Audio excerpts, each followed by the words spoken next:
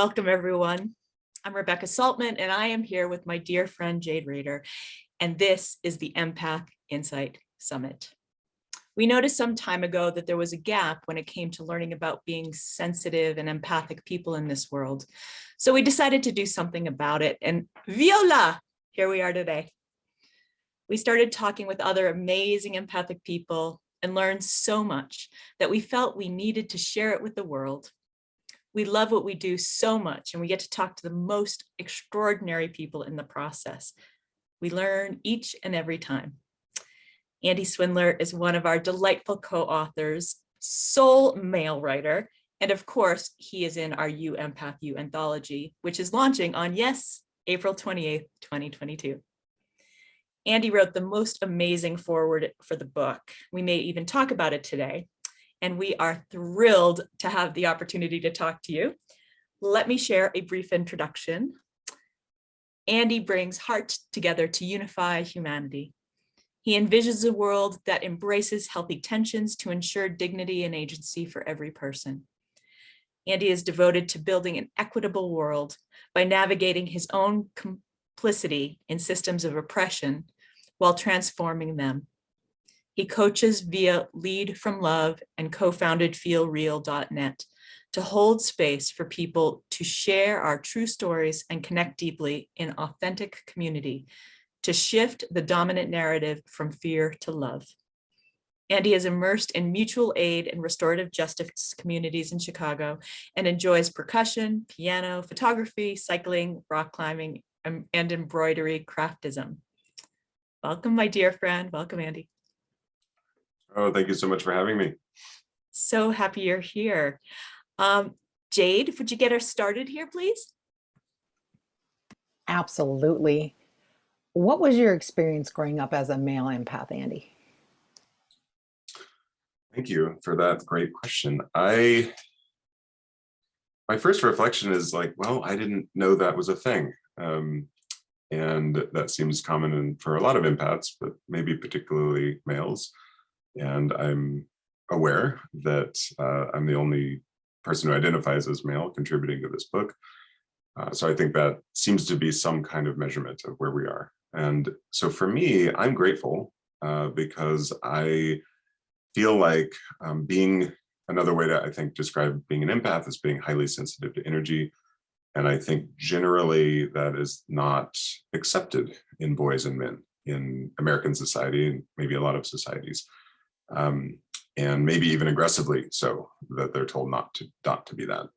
So I'm extremely grateful that I didn't really have that experience. I mean, certainly I encountered some of that, but in my family unit, my parents, it was encouraged.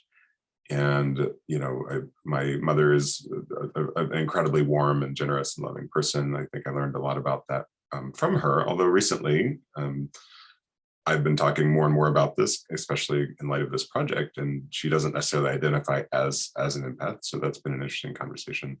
And I wouldn't say my dad does, although again, like he just, he grew up, I would say, in the boomer generation in Kansas, in a more patriarchal environment.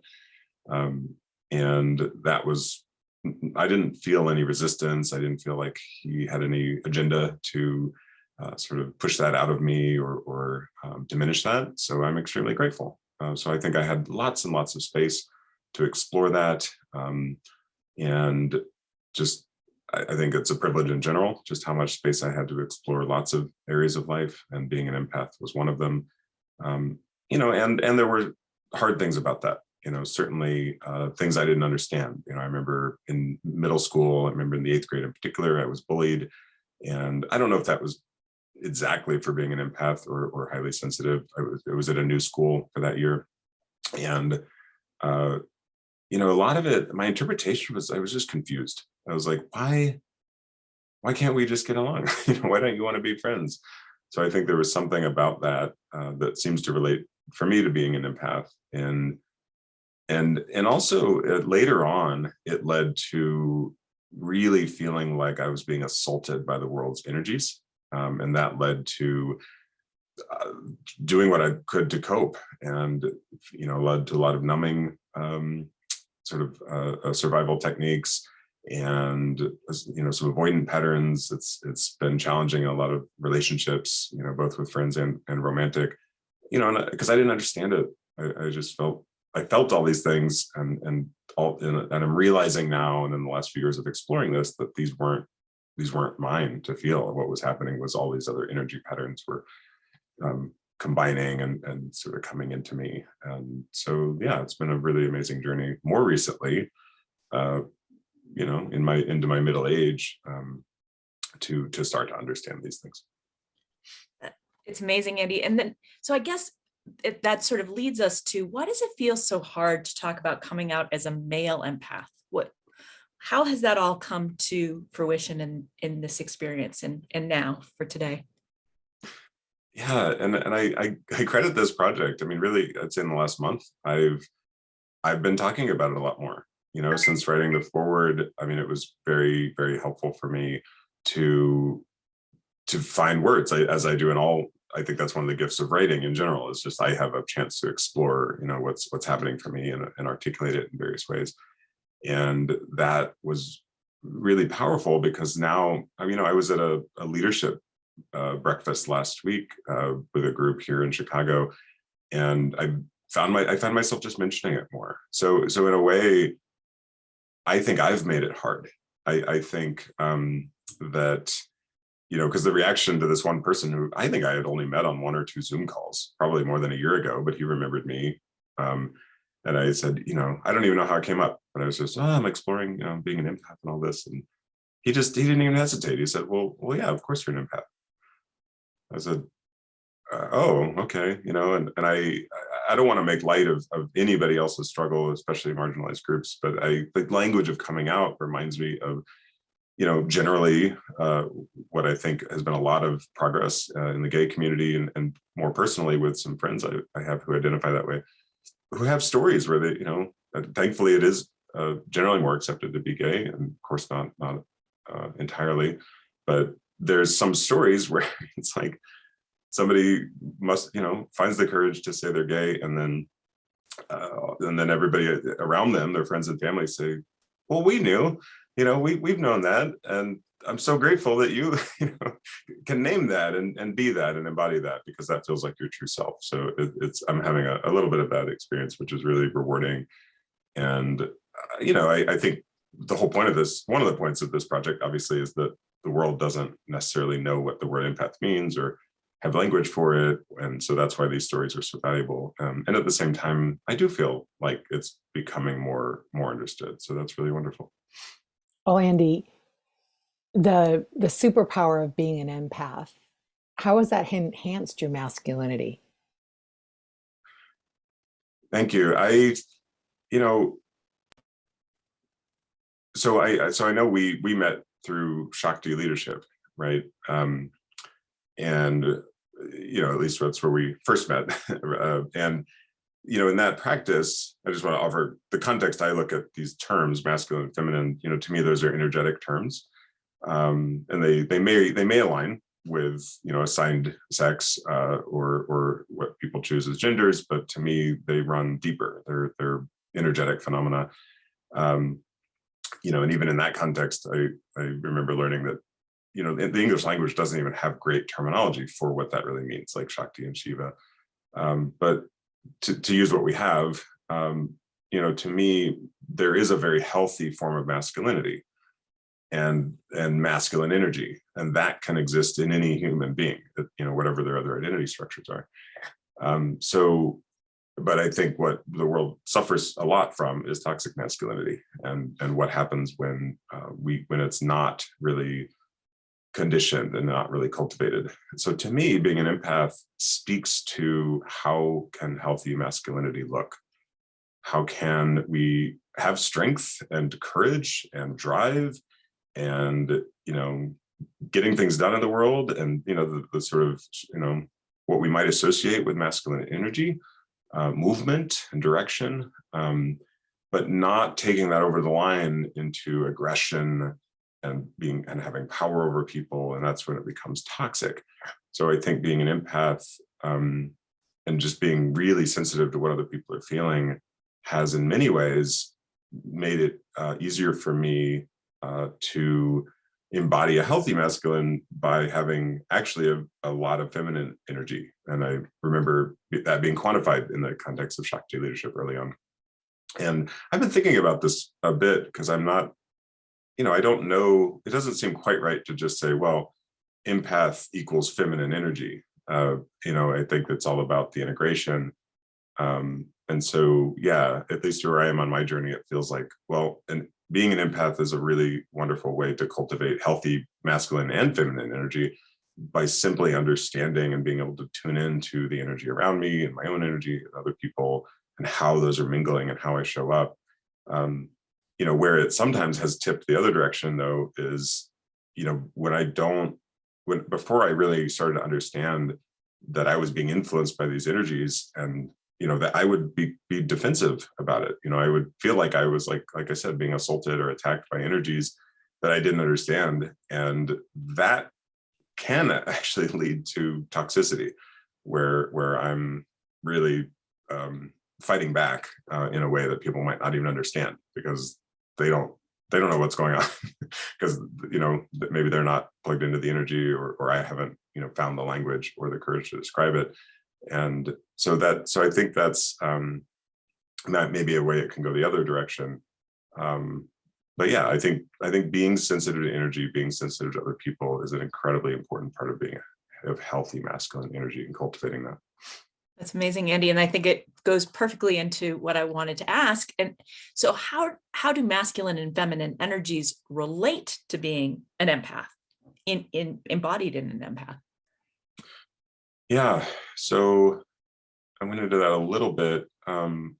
What was interesting, one of the interesting things to me was, I feel like for them to be integrated, having an imbalance in either direction is not the ideal. So, and one of the ways I realized I kind of had a deficiency of masculine energy was that I wasn't being direct enough with folks. I wasn't asking for what I needed. I wasn't always sort of moving with clarity and in the ways that might serve me and those around me, and especially as I've been in a leadership and entrepreneurial role pretty much my whole career. So, I realized that I had to step that up and really increase that masculine energy and that healthy masculine.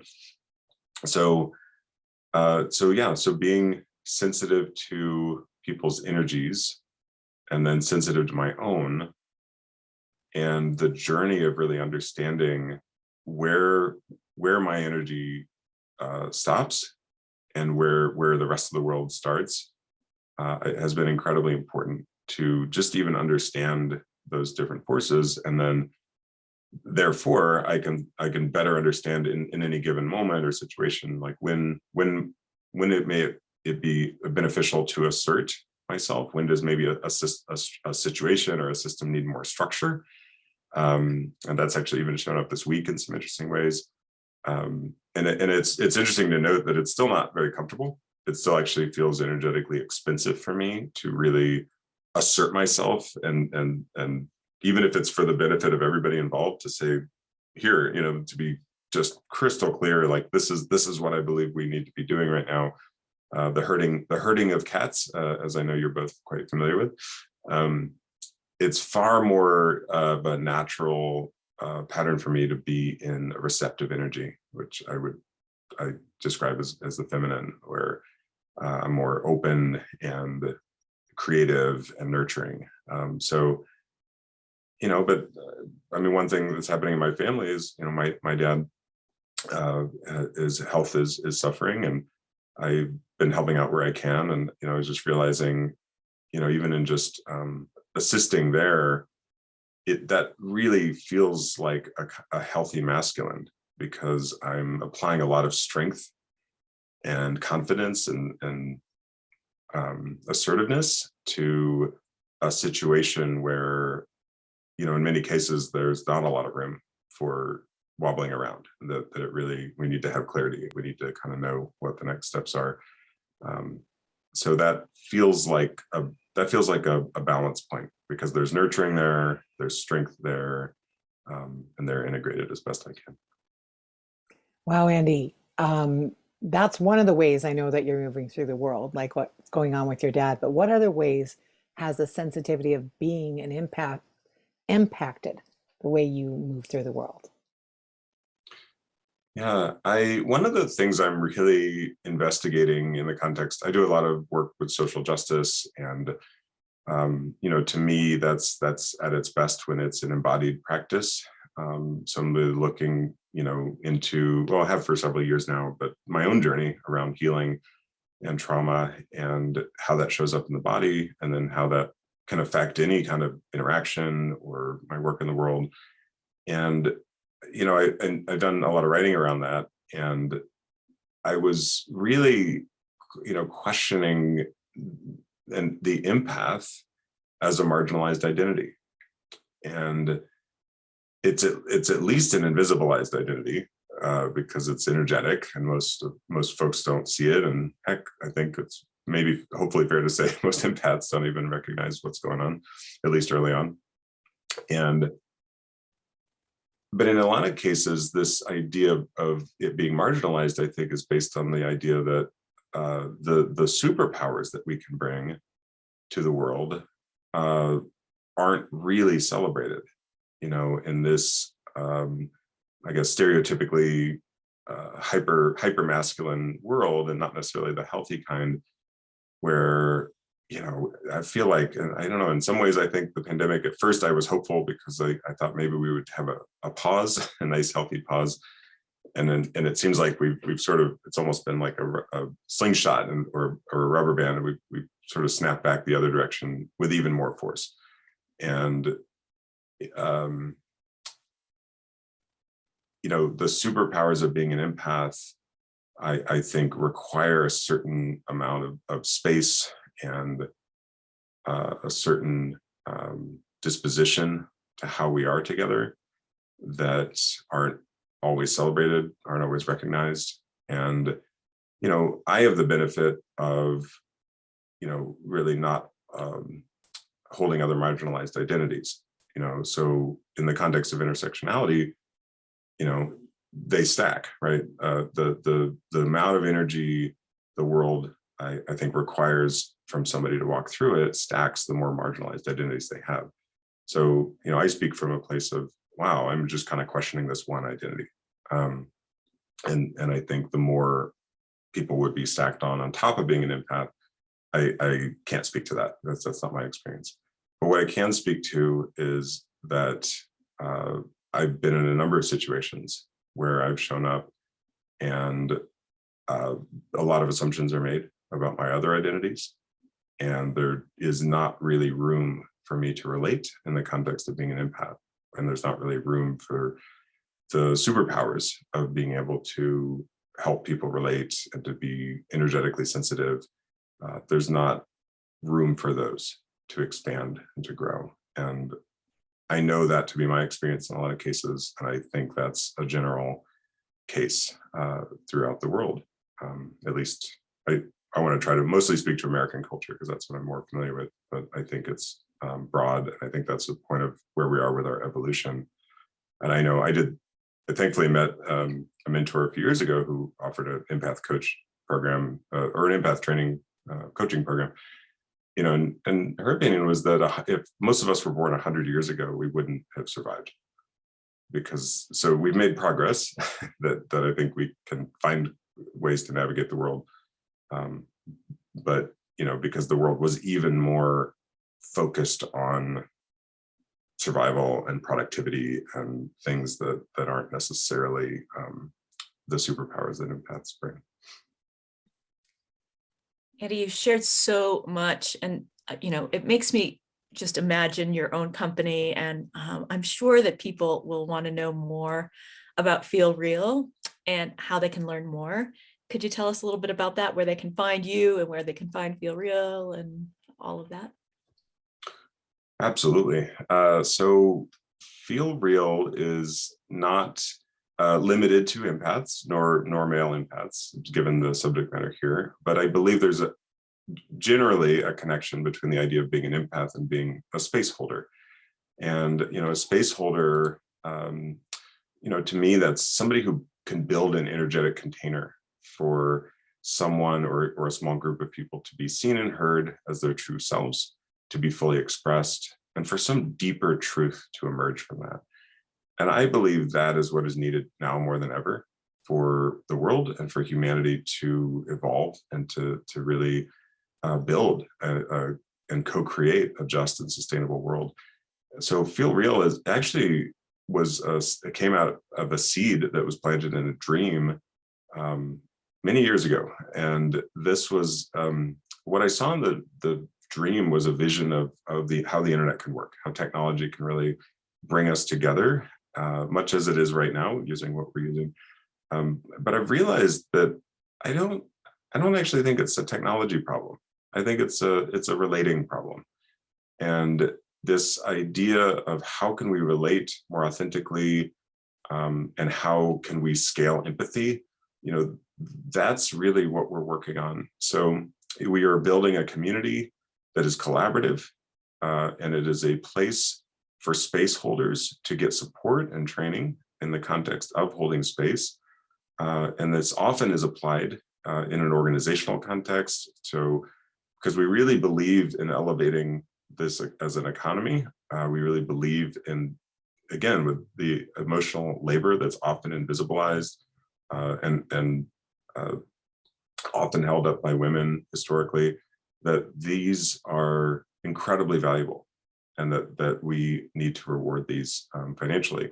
So it's a community, and it's also a marketplace for space holders to bring their gifts to the places who need them the most, whether that's organizations or different communities, and to help people make space for change. So I welcome you to come find us at feelreal.net.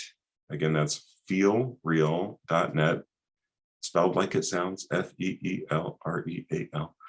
And just click on the connect page and come drop us a line. Would love to talk to anybody that message resonates with. Well, Andy, thank you so, so much. My goodness, you brought so many different aspects in to share the insights of an empath from a masculine point of view. And we have so much gratitude for your willingness to come and be here, and how you were able to weave together the information on the masculine and feminine energies within all of us, no matter what we identify as. And how, the spaciousness was so, so important, and still is in the life of an empath, something that hasn't been insightful yet in the summit. So glad to have you here with us and in the book, and that amazing foreword that you wrote that really grounds everything that we're up to. Well, thank you so much for having me. It's been an absolute honor, and I can't wait to see where it goes next. Well, thank you, Rebecca. Thank you, listeners. Thank you, everyone, for being here. We are together taking this book out into the world. And the book's name is You, Empath You. And that's the letter U, like the university, empath, EMPATHYOU. And the website is book.com. So you, the letter, empath, YOU, book.com is where you find out about everything that we're up to. For now, we are up to this book together. And on April 28th, 2022, we will be going for Amazon bestseller, and you can help us. And how can you help us? Well, on that day, you go to our page, empathbook.com, and you get access to the book, right? Easy peasy. Click on the link there. And we've got a bunch of partners, including our authors, who are having bonuses for you for buying the book on the day of the launch, April 28th. And with that, you click through, you get your 99-cent Kindle copy, come back with your receipt number, put it in the special little box. And when you do that, it activates all the bonuses for you, all the free gifts that our authors and partners for this launch have put together for you. Because we really want to get this information into the hands of other empathic and highly sensitive people who want to have this from their peers, because we're all people that have been on this journey too. And we want you to be with us on the You Empath You book launch day, April 28th. We thank you so much for being here. Please check out the other interviews with the other authors.